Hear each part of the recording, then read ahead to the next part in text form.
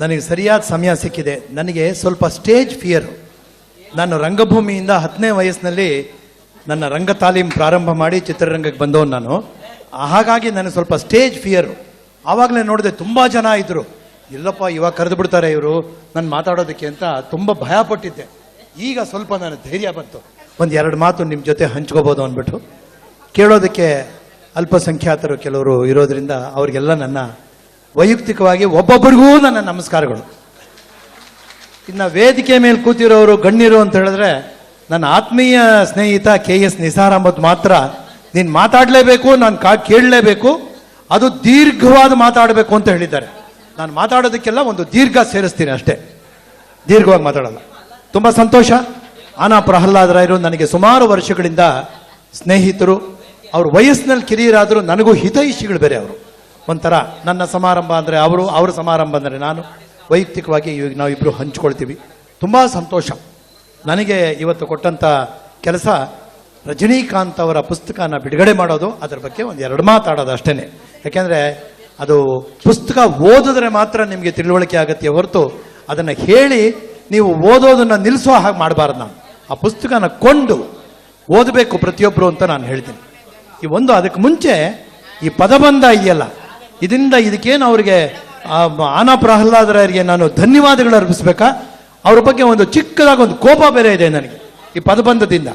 ಏನಾಗಿದೆ ನಮ್ಮ ಮನೆಯಲ್ಲಿ ಅಂತ ಪೇಪರ್ ಬಂದ ತಕ್ಷಣ ಪದಬಂಧ ಇಟ್ಕೊಂಡು ಕೂತ್ಕೊಂಡು ಅಡುಗೆ ಮಾಡೋದು ತಡ ಮಾಡಿಬಿಡ್ತಾರೆ, ಅಡುಗೆ ಮಾಡಿದ್ಮೇಲೆ ಬಡಿಸೋದು ತಡ ಮಾಡಿಬಿಡ್ತಾರೆ. ಇರ್ರಿ ನನಗೊಂದು 4 ಪದ ಮಾಡೋವರೆಗೂ ನಾವು ಬಡಿಸೋಲ್ಲ ಅಂತ ಹೇಳ್ಬಿಟ್ಟು ಬೇರೆ ನನಗೆ ಹಠ ಮಾಡಿಬಿಡ್ತಾರೆ ಮನೇಲಿ. ಹಾಗಾಗಿ ಪ್ರಹ್ಲಾದರ ಕೇಳಿಸ್ಕೊಳ್ತಾ ಇದ್ರು ಪರವಾಗಿಲ್ಲ, ನಾನು ಈ ಮಾತು ಹೇಳ್ಬಿಡ್ಬೇಕು ಅಂತ. ನಮ್ಮ ಮನೆಯಲ್ಲಿ ಅಡುಗೆ ಮಾಡೋದು ಬಡಿಸೋದು ಸ್ವಲ್ಪ ನಿಧಾನ ಮಾಡಿಬಿಡ್ತಾರೆ. ಈ ಪದಬಂಧ ಬಿಡಿಸುವವರೆಗೂ ನನಗೆ ಮುಕ್ತಿ ಇಲ್ಲ. ಅದರಿಂದ ನಾನು ಏನು ಮಾಡಬೇಕು ಅಂತ ನೀವೇ ಒಂದು ಸೂಚನೆ ಕೊಡಬೇಕು. ನನಗೆ ಬೇಗ ಹಸಿವು ಆಗುತ್ತೆ, ಅದರಿಂದ ಊಟ ಬಡಿಸೋದಕ್ಕೆ. ಯಾಕೆಂದರೆ ಪೂರ್ತಿ ಬಿಡಿಸೋವರೆಗೂ ಅವ್ರು ನಾನು ಊಟ ಹಾಕೋಲ್ಲ. ಅದೊಂದಾಗಿದೆ ನಮ್ಮ ಮನೆಯಲ್ಲಿ. ಫೋನ್ ಮಾಡಿ ಕೇಳ್ಕೊಳ್ಳ. ಹೌದೌದು, ಅದೇ ಹೇಳ್ಬಿಡ್ತೀನಿ.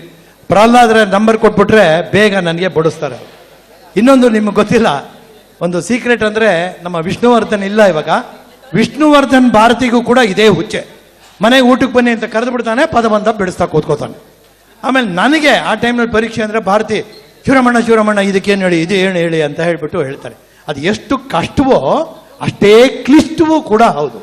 ಹಾಗಾಗಿ ಅದು ನಿಜವಾಗ್ಲೂ ಪದಬಂಧದ ಒಂದು 40,000 ಅಂದರೆ ಅಷ್ಟು ಸುಲಭವಾದಂಥದ್ದಲ್ಲ.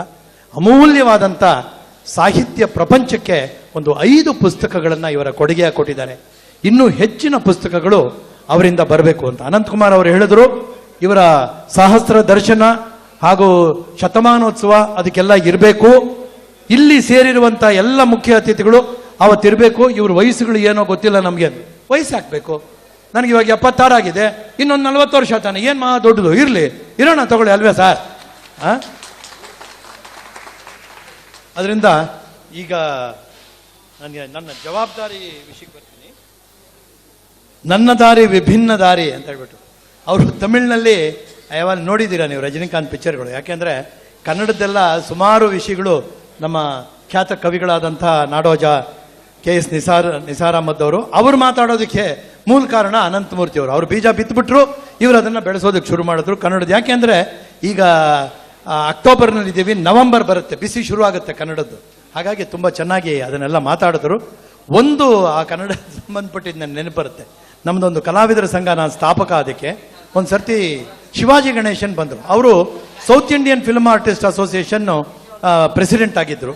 ನಾವು ಮೀಟಿಂಗ್ ಮಾಡೋ ಜಾಗದಲ್ಲೇ ಅವ್ರು ಬಂದಿದ್ದರು. ಅದರಿಂದ ಸರ್ 1 ನಿಮಿಷ ಬನ್ನಿ, 1 ನಿಮಿಷ ನಮ್ಮನ್ನು ಉದ್ದೇಶಿಸಿ ಮಾತಾಡಿ, ನಾವು ಕರ್ನಾಟಕ ಕಲಾವಿದರ ಸಂಘ ಬರ್ತೀನಿ ನಡೀರಿ ಅಂತ ಬಂದು ಮಾತಾಡಿದ್ರು ತಮಿಳಿನಲ್ಲಿ.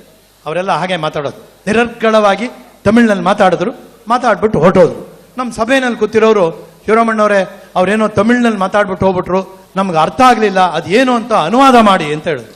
ಅಷ್ಟೊತ್ತಿಗೆ ನಮ್ಮ ಪಕ್ಕದಲ್ಲಿದ್ದವರು ಒಬ್ರು ಮುಖ್ಯ ಅತಿಥಿಗಳು, ನಾನು ಹೆಸರು ಹೇಳೋಕ್ಕೆ ಇಷ್ಟಪಡಲ್ಲ, ಏನ್ರಿ ಏನು ಮಾತು ನೀವು ಹೇಳೋದು, ಅಲ್ಲ ಕರ್ನಾಟಕದಲ್ಲಿದ್ದು ತಮಿಳು ಬರಲ್ಲ ಅಂತೀರಾ, ಅಯ್ಯ ಇಟ್ ಇಸ್ ಎ ಶೇಮ್ ಅಂದ್ಬಿಟ್ರು. ಹಾಗೆ ಕನ್ನಡದ ಒಂದು ಇದು ಹೇಗಿದೆ ಅಂತ. ಅದಕ್ಕೇ ಆರ್ಟ್ ಆಫ್ ಲಿವಿಂಗಲ್ಲಿ ಒಂದು ಸರ್ತಿ ಒಂದು ನಮ್ಮ ಸ್ವಾಮಿಗಳು ನಾನು ತುಂಬ ಬೇಕಾದವರು, ನಮ್ಮ ಗುರುಗಳು, ಅವರು ಜಪಾನ್ನವ್ರು ಬಂದರು, ಒಬ್ಬರು ಮಾತಾಡಿದ್ರು, ಅವ್ರಿಗೊಂದು ಇಂಟರ್ಪ್ರಿಟರ್ ಇದ್ದರು. ಆಮೇಲೆ ಇನ್ಯಾರೋ ಜರ್ಮನಿನವರು ಬಂದರು, ಅವ್ರಿಗೊಬ್ರು ಇಂಟರ್ಪ್ರಿಟರ್ ಇದ್ದರು. ಈಗ ನಮ್ಮ ಕನ್ನಡದವರೇ ಆದಂಥ ಶಿವರಾಮ್ ಅವರು ಮಾತಾಡಬೇಕು ಅಂತ ಹೇಳ್ಬಿಟ್ಟು, ನನ್ನ ಅದು 75ನೇ ವರ್ಷದ ಸಮಾರಂಭ ಬೇರೆ ಆಗಿತ್ತು. ಹಾಗಾಗಿ ಅವ್ರು ಮಾತಾಡಬೇಕು ಅಂದರು. ನಾನು ಹೋಗಿ ಮೈಕ್ ತೊಗೊಂಡು ನಿಂತ್ಕೊಂಡ್ಬಿಟ್ಟೆ. ಮಾತಾಡಿ ಅಂದರು. ಇಲ್ಲ, ದಯವಿಟ್ಟು ಕ್ಷಮಿಸಿ, ಕನ್ನಡದಲ್ಲಿ ಮಾತಾಡಬೇಕು, ನನಗೊಬ್ಬರು ಇಂಟರ್ಪ್ರಿಟರ್ ಬೇಕು ಅಂತ ಹೇಳಿದೆ ನಾನು. ಯಾಕೆಂದರೆ ಶುದ್ಧವಾಗಿ ಕನ್ನಡದಲ್ಲಿ ಮಾತಾಡಿ ಅಂತ ಕೇಳಿದೆ.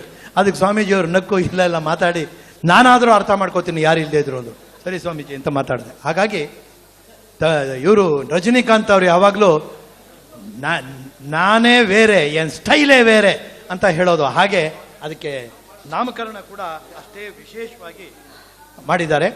ಒಬ್ಬ ಬಹಳ ವಿರಳವಾದಂಥ ವ್ಯಕ್ತಿ ಬಗ್ಗೆ ತುಂಬ ಸರಳದ ಭಾಷೆಯಲ್ಲಿ ಜನಸಾಮಾನ್ಯನಿಗೂ ಮುಟ್ಟುವ ರೀತಿಯಲ್ಲಿ ರಜನಿಕಾಂತ್ ಅವರ ಬಗ್ಗೆ ಬರೆದಿದ್ದಾರೆ ನಮ್ಮ ಆನಾ ಪ್ರಹ್ಲಾದ್ ರಾಯ್. ಪ್ರತಿಯೊಬ್ಬರೂ ಓದಿ. ಯಾಕೆಂದರೆ ಇವತ್ತಿನ ದಿವಸ ನಮ್ಮ ಕಲಾರಂಗದಲ್ಲಿ, ಅಂದರೆ ಚಲನಚಿತ್ರ ರಂಗದಲ್ಲಿ ನಾವು ಹೆಮ್ಮೆ ಪಡಬೇಕಾದ್ದು ನಮ್ಮ ಕನ್ನಡಿಗ ಅಂತ ಹೇಳೋದಕ್ಕೆ ರಜನಿಕಾಂತ್ ಅವರು ಒಂದು ದಾಖಲೆಯನ್ನು ಸ್ಥಾಪನೆ ಮಾಡಿದ್ದಾರೆ ಅಂತ ಹೇಳಿದ್ರೆ, ಇಡೀ ಅವರ ಸೈಮಲ್ಟೇನಿಯಸ್ ಆಗಿ, ಅಂದರೆ ಏಕಕಾಲದಲ್ಲಿ ತಮಿಳು ಚಿತ್ರ ರೋಬೋ ಚಿತ್ರ ಬಿಡುಗಡೆ ಆದಾಗ ಜಪಾನ್ನಲ್ಲಿ ಬಿಡುಗಡೆ ಆಯಿತು. ಅದೇ ದಿವಸ ಅವರ ಶ್ರೇಷ್ಠತೆ ಎಂಥದ್ದು, ಅವರ ಎಷ್ಟು ದೊಡ್ಡ ಕಲಾವಿದರು ಅಂತ. ಜಪಾನ್ನಲ್ಲಿ ತಮಿಳು ಬರೋಲ್ಲ, ರಜನಿಕಾಂತ್ ಅವರ ಅಭಿಮಾನಿಗಳಿದ್ದಾರೆ.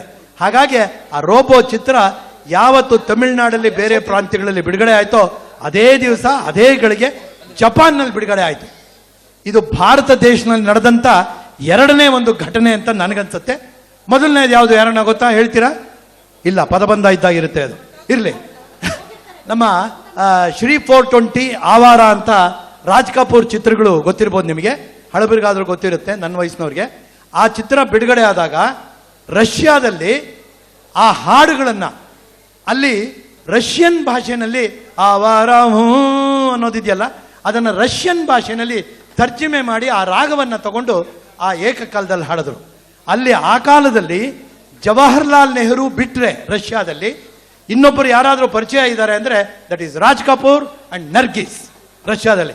ಹಾಗೆ ಇವತ್ತು ರಜನಿಕಾಂತ್ ಅವರು ನಮ್ಮ ಜಪಾನ್ನಲ್ಲಿ ಪ್ರಖ್ಯಾತರಾದಂಥ ಒಬ್ಬ ಕಲಾವಿದರು, ಅವರು ಕನ್ನಡಿಗರು ಅಂತ ನಾವು ಹೆಮ್ಮೆ ಪಡಬೇಕು. ಅಂಥ ಒಬ್ಬ ಶ್ರೇಷ್ಠ ಕಲಾವಿದರ ಬಗ್ಗೆ ನಮ್ಮ ಆನಾ ಪ್ರಹ್ಲಾದ್ ರಾಯರು ಒಂದು ಸುಂದರವಾದಂಥ ಸರಳ ಭಾಷೆಯಲ್ಲಿ ಎಲ್ಲರಿಗೂ ಮುಟ್ಟುವ ರೀತಿಯಲ್ಲಿ ಅವರು ಬರೆದಿದ್ದಾರೆ. ಆ ವ್ಯಕ್ತಿ ಒಂದು ಘಟನೆ ಮಾತ್ರ ನಾನು ಮರೆಯೋದಕ್ಕೆ ಸಾಧ್ಯ ಇಲ್ಲ. ಜಯನಗರ ಗಾಯತ್ರಿ ಸ್ಟೋರ್ಸ್ ಅಂತ ಅಲ್ಲೊಂದು ಚಿಕ್ಕದಾಗಿ ಒಂದು ಸರ್ಕಲ್ ಇತ್ತು ಹಿಂದೆ. ನಾನು ಯಾರೂ ಇಲ್ಲ, ಹೊರಟ್ಬಿಟ್ಟಿದ್ದಾರೆ ಅಂತ ಅನ್ಕೊಂಡ್ರೆ ಅಷ್ಟು ಜನ ಇದೆ. ಸಾರಿ ಅಲ್ಲಿ ಇದ್ದಕ್ಕಿದ್ದಾಗೆ ನಾನು ಜಾಗ್ ಮಾಡ್ತಾ ಇದ್ದೆ, ಒಂದು ಬಸ್ಸು ಆ ಸರ್ಕಲ್ನಲ್ಲೇ ನಿಂತುಬಿಟ್ಟಿದೆ, ಓಡ್ ಬಂದ್ಬಿಟ್ಟಿದೆ. ಸರ್, ನಿಮ್ಮ ಪಿಕ್ಚರ್ಗಳನ್ನ ನೋಡ್ತೀನಿ ಸರ್, ಕನ್ನಡ ಪಿಕ್ಚರ್ ಹೀಗೆ ಮಾಡ್ತಾ ಇರಬೇಕು ಸರ್, ನಾನು ನಿಮ್ಮ ಅಭಿಮಾನಿ ಸರ್, ಬಿಡಬಾರ್ದು ಸರ್, ನೀವು ಹೀಗೆ ಮಾಡಬೇಕು ಸರ್, ಬರಲ್ಲ ಸರ್, ರೈಟ್ ಅನ್ಕೊಂಡು ಹೋಯ್ತು ಒಂದು ವ್ಯಕ್ತಿ. ಯಾರು ಅಂತ ಗೊತ್ತಿಲ್ಲ ನನಗೆ. ಅದು ಕನ್ನಡದಲ್ಲಿ ಆತ ಬಸ್ ನಿಲ್ದಾಣಗಳ ಹೆಸರು ಅದೆಲ್ಲ ಹೇಳ್ತಾ ಇದ್ದ, ಅದೆಲ್ಲ ಕೇಳಿ. ಅದು ಬಿಟ್ಟರೆ next Madras South Indian Film Chamber of ಕಾಮರ್ಸ್ನವರು 2 ವರ್ಷದ ಕೋರ್ಸು 2 ಕೋರ್ಸ್ ನಡೆಸಿದ್ದು ನನಗೆ ನೆನಪಿದ್ದಾಗೆ. ಅದಕ್ಕೆ ಪ್ರೊಫೆಸರ್ ರಾಮದಾಸ್ ಅಂತ ಅವರು ಪ್ರಾಂಶುಪಾಲರಾಗಿದ್ದರು. ಆ ಬ್ಯಾಚಿನ ಮೊದಲನೇ ಬ್ಯಾಚಿನ ಒಬ್ಬ ವಿದ್ಯಾರ್ಥಿ ಅಂದರೆ ರಜನಿಕಾಂತ್ ಅವರು ಅದ್ರಲ್ಲಿ ಪ್ರಸ್ತಾಪ ಮಾಡಿದ್ದಾರೆ. ಆನಾ ಪ್ರಹ್ಲಾದ್ ರಾಯರು ಅವರು ಮೊದಲೇ ಬ್ಯಾಚಿನ ಸ್ಟೂಡೆಂಟ್ಸ್. ಅವರೆಲ್ಲ ಅವ್ರ ಜೊತೆಯಲ್ಲಿ ನಮ್ಮವರೇ ಆದಂಥ ಇಲ್ಲಿ ಅಶೋಕ್ ಹಾಗೂ ಚಂದ್ರಹಾಸ, ಆಮೇಲೆ ರಘುನಂದನ್, ಮುಲ್ಲಾ, ದಾಡಿ ರವಿ ಅಂತ ಒಬ್ಬರು, ಹೇಮಾ ಚೌಧರಿ ತೆಲುಗು ಬ್ಯಾಚಲ್ಲಿ ಇದ್ರು. ಅದೇ ಬ್ಯಾಚಿನವರು ತೆಲುಗಿಗೊಂದು, ತಮಿಳ್ಗೊಂದು, ಕನ್ನಡಕ್ಕೊಂದು ಮಾಡಿದ್ರು. ವಿಠಲ್ ಅಂತ ತಮಿಳ್ನವರು, ನಟರಾಜ್ ಅಂತ ಇನ್ನೊಬ್ಬರು ತಮಿಳ್ನವರು. ಇದು ನನಗೆ ಅಲ್ಲಿ ಮದ್ರಾಸ್ನಲ್ಲೇ ನಾನು ಇದ್ದಿದ್ದರಿಂದ ಆ ಟ್ರೈನಿಂಗು ನಮಗೂ ಸಂಪರ್ಕ ಆಯಿತು. ಆ ವುಡ್ಲ್ಯಾಂಡ್ಸ್ ಹೋಟೆಲ್ ಅಂತ ಇದೆ ರಾಯಪೇಟದಲ್ಲಿ, ಅಲ್ಲಿ 10 ನಿಮಿಷ 15 ನಿಮಿಷದ್ದು ಸ್ಕಿಟ್ ಮಾಡಿದ್ರು ಎಲ್ಲ ಇವರೆಲ್ಲ ಸೇರಿಕೊಂಡು. ಆಗ ಈ ಶಿವಾಜಿ ಅನ್ನೋ ಹೆಸರಿನವ್ರು, ಇನ್ನೂ ರಜನಿಕಾಂತ್ ಆಗಿಲ್ಲ ನಾಮಕರಣ, ಅವ್ರು ಬಂದು ಒಂದು ಕುಂಟುನ ಪಾತ್ರ ಅದರೊಳಗೆ ಮಾಡಿದ್ರು. ಅವ್ರು ಕೈ ಕಟ್ಕೊಂಡಿದ್ದೆ, ಏನು ಸರ್ ನಮಗೆಲ್ಲ ಅವಕಾಶ ಸಿಗುತ್ತಾ ಸರ್, ಏನು ಹೇಳ್ತೀರಾ ಸರ್ ಹೇಗೆ ಅಂತ. ನಾನು ಇಷ್ಟು ಮಾತ್ರ ಹೇಳಿದೆ, ನೋಡಪ್ಪ ನೀವು ಬನ್ನಿ ಅಂತ ಬಾಗಿಲು ತಕ್ಕೊಂಡು ಯಾರೂ ಕೂತಿಲ್ಲ, ನೀವು ತಾಳಿದವನು ಬಾಳಿಯಾನು ಅಂದಾಗೆ ನಿಮಗೆ ತಾಳ್ಮೆ ಇದ್ದರೆ ಸಿಗುತ್ತೆ, ಖಂಡಿತ ತಾಳ್ಮೆ ಉಳಿಸ್ಕೊಳ್ಳಿ ಅಂತ ಒಂದು ಮಾತು ಹೇಳಿದೆ ಅವತ್ತು. ಆಮೇಲೆ ಪುಟ್ಟಣ್ಣವ್ರು ಸಿಕ್ಕಿದ್ರೆ ಅವ್ರಿಗೆ ಹೇಳಿದೆ, ತುಂಬ ಒಳ್ಳೊಳ್ಳೆ ಕಲಾವಿದರಿದ್ದಾರೆ, ಆ ಟ್ರೈನಿಂಗ್ ಆಗಿ ಮೊನ್ನೆ ಸ್ಕಿಟ್ಸ್ ಎಲ್ಲ ಮಾಡಿದ್ರು ಅಂತ ಅವ್ರಿಗೆ ಹೇಳಿದೆ. ಕಥಾ ಸಂಗಮದಲ್ಲಿ ಒಂದು ಸಣ್ಣ ಪಾತ್ರ, ಆತನ ಗಿಮಿಕ್ಸ್ ಎಲ್ಲ ಅದರೊಳಗೆ ಉಪಯೋಗಿಸಿದ್ದಾರೆ. ಸಿಗರೇಟ್ ಹಾಕ್ಕೊಳ್ಳೋದು, ಮ್ಯಾಚ್ ಬಾಕ್ಸ್ ಇದು ಮಾಡೋದು, ಕನ್ನಡಕ ಹಾಕ್ಕೊಳ್ಳೋದು, ಇದರಿಂದ ಎಲ್ಲ ಅಭಿಮಾನಿಗಳು ಕೂಡ ಅವ್ರ ಪ್ರಾರಂಭದ ಮನಸ್ಸನ್ನು ಹೇಳಿದರು. ಇದಾದಮೇಲೆ ಪ್ರಿಯಾ ಅನ್ನೋ ಪಿಕ್ಚರು ತಮಿಳು ಕನ್ನಡ, ನಾನು ಕನ್ನಡಕ್ಕೆ ಇನ್ಚಾರ್ಜು, ತಮಿಳಿಗೂ ನಾನೇ ಕ್ಯಾಮ್ರಾ ಅಸಿಸ್ಟೆಂಟು, ಸ್ಟಿಲ್ ಫೋಟೋಗ್ರಾಫರು ಎಲ್ಲವೂ ಕೂಡ. ಯಾಕಂದರೆ ಆ ಪ್ರೊಡ್ಯೂಸರ್ ನನಗೆ ತುಂಬ ಬೇಕಾದವರು. ಹಾಗಾಗಿ ಸಿಂಗಪೂರ್, ಹಾಂಗ್ಕಾಂಗ್, ಕೋಲಾಲಂಪುರ್ನಲ್ಲಿ ಆ ಚಿತ್ರ ನಾವು ಚಿತ್ರೀಕರಣ ಮಾಡಿದ್ವು. ಆಗ ನಾನು ರಜನಿಕಾಂತ್ ಒಂದೇ ರೂಮ್ನಲ್ಲಿ ನಾವಿದ್ವು. ಅದೊಂದು ಸಂಪರ್ಕ, ಸುಮಾರು ಮಾತುಗಳನ್ನ ಅಲ್ಲಿ ನಾವು ಬದಲಾಯಿಸ್ಕೊಂಡ್ವು ಅಲ್ಲಿ. ಅದಾದಮೇಲೆ ನಾನು ಶಬರಿಮಲೆಗೆ ಹೊರಟಾಗ ರಜನಿಕಾಂತ್ ಕೇಳಿದ್ರು, ಏನದು ಶಬರಿಮಲೆ, ಏನದು ನನ್ನ ಕರ್ಕೊಂಡು ಹೋಗಲ್ವಾ ನೀವು? ಹೋಗೋಣ ಸ್ವಾಮಿ, ಅದಕ್ಕೇನಂತೆ, ಬನ್ನಿ, ಹಾಗೆ ಹೀಗೆ ಅಂತ. ಅದಕ್ಕೆ ನಮ್ಮ ಗುರುಗಳಿಗೆ ಹೇಳಿದೆ. ನಮ್ಮ ಗುರುಗಳು ಯಾರು ಅಂದರೆ MN ನಂಬಿಯಾರ್ ಅಂತ, ಅವ್ರ ಹೆಸರು ಕೇಳಿರ್ಬೋದು. 90 ವರ್ಷ ಬಾಳದಂಥ, 65 ವರ್ಷಕ್ಕೂ ಹೆಚ್ಚಿಗೆ ಶಬರಿಮಲೆ ಯಾತ್ರೆ ಮಾಡಿದಂಥವ್ರು. ಅವ್ರದ್ದು ವಿಶೇಷ ಏನು ಅಂತ ಹೇಳಿದ್ರೆ, ನಮ್ಮ ರಾಜ್ಕುಮಾರ್ ಅವರ ಹಾಗೇನೆ ಅವರು 3rd ಫಾರಂ 4th ಫಾರಂ ಓದ್ದವರು. ಆದರೆ ಅವರ ಮುಂದೆ ಯಾರು ಹಿಸ್ಟ್ರಿ, ಜಾಗ್ರಫಿ ಓದಂಥ ಗ್ರ್ಯಾಜುಯೇಟ್ಸು ಕೂಡ ಅವ್ರ ಮುಂದೆ ಕೂತ್ಕೊಂಡು ಮಾತಾಡೋಕ್ಕೆ ಆಗ್ತಾ ಇರಲಿಲ್ಲ, ಅಷ್ಟು ನಾಲೆಡ್ಜ್ ಇತ್ತು ಅವರಿಗೆ. ಅವ್ರಿಗೆ ಹೇಳಿದೆ, ಈ ಥರ ರಜನಿಕಾಂತ್ ಅವರು ಶಬರಿಮಲೆಗೆ ಬರಬೇಕು ಅಂತ ಇದ್ದಾರೆ, ಹಾಗೆ ಇದೆ. ಅವರಿಬ್ಬರು ಇನ್ನೂ ಆ್ಯಕ್ಟ್ ಮಾಡಿರಲಿಲ್ಲ. ಇವರು MN ನಂಬಿಯಾರ್ ಅವರು ಈ ಶಿವಾಜಿ ಗಣೇಶಂದೇ ಒಂದು ಗ್ರೂಪು, MGRದೇ ಒಂದು ಗ್ರೂಪು. ಇಲ್ಲಿರೋರು ಅಲ್ಲಿಲ್ಲ, ಅಲ್ಲಿರೋರು ಇಲ್ಲ. ಆದರೆ ನಮ್ಮ ಗುರುಗಳು ಹೇಗೆ ಅಂದರೆ, ಎರಡೂ ಕ್ಯಾಂಪಲ್ಲಿ ಏಕೈಕ ವ್ಯಕ್ತಿ ಒಬ್ಬರು ಅಭಿನಯಿಸಿದ್ದು ಅಂದರೆ ಅದು MN ನಂಬಿಯಾರ್ ಅವರು. ಹಾಗೆ ಏನವರು ನಿಮ್ಮ ಶಿಷ್ಯನ ಅಂದರು, ರಜನಿಕಾಂತ್ ಬರಬೇಕು ಅಂದರೆ. ಇಲ್ಲ ಸ್ವಾಮಿ, ನಾವೆಲ್ಲ ನಿಮ್ಮ ಶಿಷ್ಯರೇ, ಅಯ್ಯಪ್ಪನ ಶಿಷ್ಯಂದರು, ದಯವಿಟ್ಟು ಆಯಿತು ಕರ್ಕೊಂಬನ್ನಿ ಅಂತೇಳಿ. ಆದರೆ ಅವತ್ತು ಬರ್ತಾರೆ ಅಂತ ಮಾಲೆ ಹಾಕ್ಕೋಬೇಕು ನಾವು. ಒಂದು ಮಂಡಲಕ್ಕೆ ಮುಂಚೆ ಮಾಲೆ ಹಾಕ್ಕೋತೀವಿ. ಅದನ್ನು ಅಲ್ಲಿ ಮಾಲೆ ಹಾಕ್ಕೊಳ್ಳೋ ದಿವಸ ಎಲ್ಲರೂ ಏನಂದರೆ, ಶಿವರಾಮ್ ಅವರು ರಜನಿಕಾಂತ್ ಕರ್ಕೊಂಬರ್ತಾರೆ, ನಾವೊಂದು ಕಾಲ್ ಶೀಟ್ ಕೇಳಬೇಕು, ಅದು ಹಾಗೆ ಹೀಗೆ ಅಂತ ಎಲ್ಲರೂ ಮಾತಾಡ್ಕೋತಾ ಇದ್ದೆ. ಸ್ವಾಮಿ ಅದೆಲ್ಲ ನನಗೆ ಗೊತ್ತಿಲ್ಲ. ಅವ್ರು ಕೇಳಿದ್ರು, ನಮ್ಮ ಗುರುಗಳ ಹತ್ರ ಹೇಳಿದೆ, ಕರ್ಕೊಂಬನ್ನಿ ಅಂದರು. ಅಷ್ಟೇ, ನೀವು ಕಾಲ್ ಶೀಟ್ ಕೇಳ್ತೀರಾ, ಕೈ ಶೀಟ್ ಕೇಳ್ತೀರಾ, ಅದು ಏನು ಬೇಕಾದರೂ ಕೇಳ್ಕೊಳ್ಳಿ, ನೀವು ಬರ್ತಾರೆ ಅಂತ ಹೇಳ್ಬಿಟ್ಟು ಬಂದೆ. ಆದರೆ ನಾವು ಸಾಮಾನ್ಯವಾಗಿ 6 ಗಂಟೆಗೆ ಮಾಲೆ ಹಾಕ್ಕೊಳ್ಳೋದು. ಬೆಳಗ್ಗೆ 6 ಆಯಿತು, 6 ಕಾಲ ಆಯಿತು, 6:15 ಆಯಿತು, 7 ಗಂಟೆ ಆಯಿತು, ಬರಲೇ ಇಲ್ಲ. ಏನಪ್ಪ ಈತ ಅಂತ ಅವ್ರ ಮನೆ ಗೋಪಾಲ್ಪುರಮಲ್ಲಿ, ಕರುಣಾನಿಧಿಯವ್ರ ಮನೆ ಹತ್ರ ಅವ್ರ ಮನೆ. ಆ ಪಕ್ಕದಲ್ಲೇ ಮ್ಯೂಸಿಕ್ ಅಕಾಡೆಮಿ ಅಂತ, ಅದರ ಹಿಂದ್ಗಡೆ ಅವರ ಸ್ನೇಹಿತ ಅವ್ರ ಮನೆಯಲ್ಲಿ ಒಂದು ರೂಮ್ನಲ್ಲಿ ವಾಸ ಮಾಡ್ತಾ ಇದ್ದ ರಜನಿಕಾಂತ್. ಸಾರಿ, ಮಾಡ್ತಾ ಇದ್ರು. ಆಮೇಲೆ ಯಾರನ್ನ ಹೇಳ್ಬಿಟ್ಟಿರ, ಹೋಗ್ಬಿಟ್ರು, ನಿಮ್ಮನ್ನ ಹೋಗಬಾರೋ ಅಂತ ಹೇಳಿದ್ರು. ಅಲ್ಲಿ ಅವ್ಳು ಹೋಗ್ಬಿಟ್ಟಿದ್ದೆ, ಕೇಳಿದೆ, ರಜನಿಕಾಂತ್ ಅವ್ರು ಇದ್ದಾರಪ್ಪ ಅಂದರೆ. ಸರ್ ಇದ್ದಾರೆ ಸರ್, ಮಲಗಿದ್ದಾರೆ. ಹಾಂ ಸರಿ, ಹಾಗಿದ್ರೆ ಮಲಗಿರೋ ಕೇಳಿ, ಬಂದರೆ ಶಿವರಾಮ್ ಸ್ವಾಮಿಗಳು ಬಂದ್ಬಿಟ್ಟು ಹೋದ್ರು ಅಂತ ಹೇಳಿ, ಆ ಹೆಸರು ಕೇಳಿದ ಕೂಡಲೇ ಓಡ್ ಬಂದ್ಬಿಟ್ರು. Sir 5 minutes sir, welcome. ಬೇಡಿ ರಜನಿ, ಮುಂದಿನ ವರ್ಷ ಬರೀರಂತೆ, ಏನು ಅವಸರ ಇಲ್ಲ, ಮುಂದಿನ ವರ್ಷ ಇಲ್ಲ 5 ನಿಮಿಷ ಅಂತ ಓಡೇ ಹೋಗ್ಬಿಟ್ರು. ನಾನು ನಮ್ಮ ಗುರುಗಳ ಹತ್ರ ಬಂದ್ಬಿಟ್ಟು, ಹೀಗೀಗಾಯ್ತು, 5 ನಿಮಿಷದಲ್ಲಿ ಬರ್ತೀನಿ ಅಂದರು. ಹಾಗೆ ಹೀಗೆ ನಾನು ವರದಿ ಮಾಡ್ತಾ ಇದ್ದೀನಿ. ಈತ ಏನು ಆ ಬಕೆಟ್ನಲ್ಲಿ ಈತಾನೇ ಕೂತ್ಕೊಂಡೋ ಅಥವಾ ಬಕೆಟ್ನೇ ಮೇಲ್ಗಡೆ ಹಾಕೊಂಡೋ ಗೊತ್ತಿಲ್ಲ. ತಕ್ಷಣ ಬಂದು ಗುರುಸ್ವಾಮಿಗಳ ಹತ್ರ ನಿಂತ್ಬಿಟ್ರು ಮಾಲೆ ಹಾಕೊಳ್ಳೋಕ್ಕೆ. ಹಿಂದಿನ ದಿವಸ 2 ಗಂಟೆನೋ 3 ಗಂಟೆನೋ ಚೆನ್ನಾಗಿ ಕುಡಿದಿದ್ದಾರೆ, ವಾಸನೆ ಹೊಡಿತಾ ಇದೆ, ತೂರಾಡ್ತಾ ಇದ್ದಾರೆ. ನಮ್ಮ ಗುರುಗಳು ಮಾಲೆ ಹಾಕೊಳ್ಳ ಅಂತ ಬೇರೆಯವರು, ಆದರೆ ಮಾಲೆ ಹಾಕಿದ್ರು. ದೊಡ್ಡ ಪಾದ 48 ಕಿಲೋಮೀಟರ್ನಲ್ಲಿ ನಡ್ಕೊಂಡು ಆತ ಬರುವ, ಆ ಥರ ಒಬ್ಬ ಸರಳ ಜೀವಿ ಅಂತ ಒಬ್ಬ ವ್ಯಕ್ತಿ ಆತ. ಅದು ಆಮೇಲೆ ಪ್ರಿಯಾದಲ್ಲಿ ನಾವು ಇದು ಮಾಡಿದ್ದು, ಅವ್ರ ಮನೆಗೆ ನಾನು ಕರ್ಕೊಂಡು ಹೋಗಿದ್ರು, ಆ ದೇವರ ಮನೆಯಲ್ಲಿ. ಯಾಕೆಂದರೆ ಇದೆಲ್ಲ ದೊಡ್ಡ ವ್ಯಕ್ತಿಗಳು ಹೇಗೆ ಅನ್ನೋದನ್ನು ನಿಮಗೆ ಅರ್ಥ ಆಗೋದಕ್ಕೆ ಹೇಳ್ತೀನಿ. ಆ ದೇವರ ಮನೆಯಲ್ಲಿ ರಾಘವೇಂದ್ರ ಸ್ವಾಮಿಗಳದ್ದು, ನಮ್ಮ BKS ವರ್ಮಾ ಬರೆದಂಥ ಒಂದು, ಅವ್ರ ಮನೆಯಲ್ಲೇ ಇಟ್ಕೊಂಡು ಬರ್ಸೋದು, ನಿಂತ್ಕೊಂಡ್ರು ಅಂತ ಒಂದು ರಾಯರ ಫೋಟೋ. ಪಕ್ಕದಲ್ಲಿ K. ಬಾಲ್ಚಂದರ್ ಡೈರೆಕ್ಟರ್ದು ಒಂದು ಫೋಟೋ. ಇಲ್ಲಿ ಎಷ್ಟೋ ಜನ, ಎಷ್ಟೋ ಡೈರೆಕ್ಟರ್ಗಳು ಮುಂದೆ ತಂದಿದ್ದಾರೆ. ಯಾರ ಮನೆಯಲ್ಲೂ, ಆಮೇಲೆ ನಂತರ ಮಾತಾಡ್ತೀರಾ ಆಮೇಲೆ ಇದ್ರ ವಿಷಯ ನಾಗಾಭರಣವರು ಆಮೇಲೆ ಮಾತಾಡ್ತಾರಂತೆ. ಅಲ್ಲಿ ಅವರು ಬಾಲಚಂದರ್ ಅವ್ರ ವಿಷಯ ಇದು ನೀವೆಲ್ಲ ಇತ್ತೀಚೆಗೆ ಗೊತ್ತಿರ್ಬೋದು. ಮೊನ್ನೆ 2 ಇಂಟರ್ವ್ಯೂಗೆ ನಾನು ಕರೆದಿದ್ರು, ಈ 100 years ಆಫ್ ಸಿನಿಮಾ ಇಂಡಸ್ಟ್ರಿಗೆ ಅಂತ. ಒಂದು ಅಮಿತಾಬ್ ಬಚ್ಚನ್, ರಾಜೇಶ್ ಖನ್ನಾ ಇದಕ್ಕೆ ಒಂದು ಇಂಟರ್ವ್ಯೂ ಕರೆದಿದ್ರು. ಯಾಕೆಂದರೆ ಅಮಿತಾಬ್ ಬಚ್ಚನ್ ಅವರು ನಮ್ಮ ಅಣ್ಣವರು ರಾಶಿ ಬ್ರದರ್ಸ್ ಅನ್ನೋದ್ರೊಳಗೆ ರಾಮನಾಥ್ ಶಿವರಾಮ್ ಅಂತ ಅವರು ಬಾಂಬೆ ಟು ಗೋವಾ ಡೈರೆಕ್ಟ್ ಮಾಡಿ ಅಮಿತಾಬ್ ಬಚ್ಚನ್ಗೆ ಒಂದು ಲೈಫ್ ಕೊಟ್ಟಂತ ವ್ಯಕ್ತಿ ಅಂತ ಹೇಳಿದ್ರೆ ಅದು ನಮ್ಮ ಅಣ್ಣ ರಾಮನಾಥನ್ ಅವರು. ಎಕ್ಸಲೆಂಟ್. ನಾವು ರಜನಿಕಾಂತ್ ಅವರ ಜೊತೆಯಲ್ಲಿ ಪಿಕ್ಚರ್ಗಳಲ್ಲಿ ಆಕ್ಟ್ ಮಾಡಿದ್ದೀನಿ, ಪ್ರಿಯಾ ಅದೆಲ್ಲ. ಆಮೇಲೆ ಒಂದು ಚಿತ್ರವನ್ನ ತಯಾರು ಮಾಡಿದ್ದೀವಿ, ಧರ್ಮದೊರೆ ಅನ್ನೋ ಚಿತ್ರ ರಜನಿಕಾಂತ್ ಅವ್ರನ್ನ ಹಾಕೊಂಡು ನಾವು ತಯಾರು ಮಾಡಿದ್ದೀವಿ. ಆಮೇಲೆ ಬೇಕಾದಷ್ಟಿದೆ. ಆ ಮೊನ್ನೆ ಇನ್ನೊಂದು ಇಂಟರ್ವ್ಯೂ ಏನಂದ್ರೆ ಕಮಲಾ ಹಾಸನ್ ಹಾಗೂ ರಜನಿಕಾಂತ್, ಅದರದ್ದು ಇಂಟರ್ವ್ಯೂಗೆ ನನ್ನೇ ಕರೆದಿದ್ರು.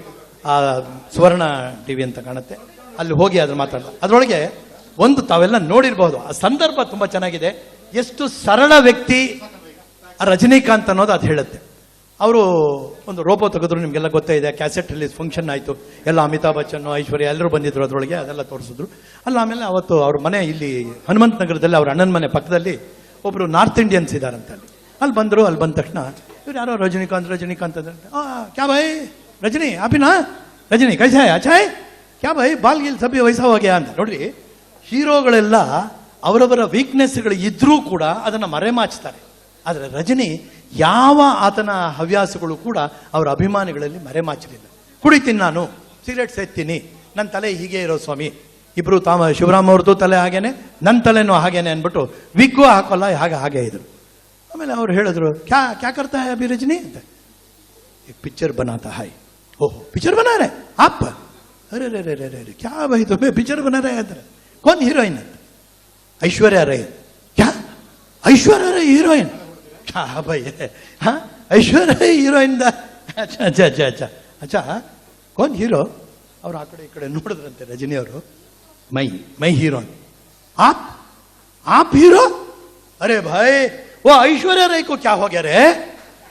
अरे छोड़ो, वो ಅಭಿಷೇಕ್ ಬಚ್ಚನ್ ಕೋ ಕ್ಯಾ ಹೋ ಗ್ಯಾ, ಕ್ಯಾ ಬೋಲೋ? ಅರೆ ರೇ ರೇ ರೇ ಕ್ಯಾ ಯಾ ಅಂದ್ರೆ ನಿನ್ನ ಹೀರೋ ಅವಳು ಹ್ಯಾಕ್ ಮಾಡೋದು ಹೇಗಪ್ಪ ಅಂತ. ಅರೆ ಅಚ್ಚಾ ಛೋಡೋ, ಓ ಅಮಿತಾಬ್ ಬಚ್ಚನ್ ಕೋ ಕ್ಯಾ ಹೋ ಗ್ಯಾ ಅಂದ್ರೆ ಅಮಿತಾಬ್ ಬಚ್ಚನ್ ಬಿದ್ದು ನಗ್ತಾ ಇದ್ದಾರೆ. ಅದಕ್ಕೆ ಅಷ್ಟು ಸರಳವಾದಂಥ ಒಬ್ಬ ವ್ಯಕ್ತಿ ಅಂದರೆ ಅದು ರಜನಿಕಾಂತ್. ಅಂಥ ಸರಳವಾದಂಥ ವಿರಳವಾದಂಥ ಒಬ್ಬ ವ್ಯಕ್ತಿ ಬಗ್ಗೆ ಯಾರಾದರೂ ಬರೆಯೋದಕ್ಕೆ ಸಾಧ್ಯ ಆಗಿದೆ ಅಂದರೆ ಇನ್ನೊಬ್ಬ ಸರಳ ಜೀವಿನೇ ಬರೆಯೋದಕ್ಕೆ ಸಾಧ್ಯ ಆಗುತ್ತೆ, ಅದು ಆನಾ ಪ್ರಹ್ಲಾದ. ಇದು ಬಹಳ ಸುಂದರವಾದಂಥ ಈ ಕಾರ್ಯಕ್ರಮ. ನಾನು ಹೆಚ್ಚಿಗೆ ಸಮಯ ತಗೊಳ್ಳಲ್ಲ ಅಂತ ನಾನು ಹೇಳಲ್ಲ. ಹೆಚ್ಚಿಗೆ ಜನ ಇದ್ದಾರೆ, ಹೊರಟುಬಿಟ್ಟಾರು ಅಂತ ನಾಗಾಭರಣ ಮಾತಾಡಬೇಕು ಅಂತ ಇದ್ದಾರೆ. ಅದರಿಂದ ಅವರು ಹೊರಟುಬಿಟ್ರೆ ಸ್ವಲ್ಪ ಶಂಕರನಾರಾಯಣ ಅವರೇ ಅಲ್ಲಿ ಬಾಗ್ಲಾಕ್ಬಿಡಿ. ತುಂಬ ಧನ್ಯವಾದಗಳು. ಈ ಸಂದರ್ಭದಲ್ಲಿ ಅವರವರು ಮಾತಾಡಿ ಹೋದ್ಮೇಲೆ ನನಗೆ ನಿಸಾರ್ ಅಹಮದ್ ಇದ್ದಾರಲ್ಲ, ನಾನು ನಿಸಾರ್ ಅಹಮದ್ ಅವರು ಹೋಗೋ ಬಾರೋ ಸ್ನೇಹಿತರು. ನೋಡಿ ಯಾವ ಥರ ಅವರು ನನಗೂ ಅವ್ರಿಗೂ ಬಾಂಧವ್ಯ. ಅವ್ರು ಕೆಲವೆಲ್ಲ ನನ್ನ ಬಗ್ಗೆ ಬಿಟ್ಟಿದ್ದಾರೆ. ಆದರೆ ಅವರ ಮೊದಲನೆಯ ಪಾಸ್ಪೋರ್ಟ್ ಸೈಜ್ ಫೋಟೋ ತೆಗೆದಿದ್ದು ನಾನೊಬ್ಬ ಫೋಟೋಗ್ರಾಫರ್ ಕೂಡ. ಅದರಿಂದ ಅದನ್ನು ತೆಗೆದಿದ್ದು ಅದೆಲ್ಲ ತುಂಬ ಇದೆಲ್ಲ ಇದೆ, ಬೇಕಾದಷ್ಟು ಬೇರೆ ಕವನ ಬರೆದು ನನ್ನ ಎದುರುಗಡೆ ಹರಿದಾಕಿದ್ದು ಅದೆಲ್ಲ ಇದೆ. ಅದೆಲ್ಲ ಯಾವುದು ಮುಟ್ಟಲ್ಲ ನಾನು, ಯಾಕೆಂದರೆ ಹಳೆ ಕಥೆಗಳು. ಈಗ ನಮ್ಮ ನಾಗಾಭರಣವ್ರು ಮಾತಾಡ್ತಾರೆ. ಯಾಕೆ ನಾನೇ ಹೇಳ್ತೀನಿ, ಬೇಡ ನನಗೆ ಕೊಟ್ಟಿದ್ದು ಯಾರು ಅಂದರೆ ರವಿ ಅವರು ಅಧಿಕಾರ ಪೂರ್ತಿ ಕೊಟ್ಟಿದ್ದಾರೆ. ಈಗ TS ನಾಗಾಭರಣವರು ಸಭೆಯನ್ನು ಉದ್ದೇಶಿಸಿ ಒಂದು ಹಲವಾರು ಮಾತುಗಳನ್ನ ಆಡಬೇಕು ಅಂತ ನಾನು ಹೇಳ್ತೀನಿ.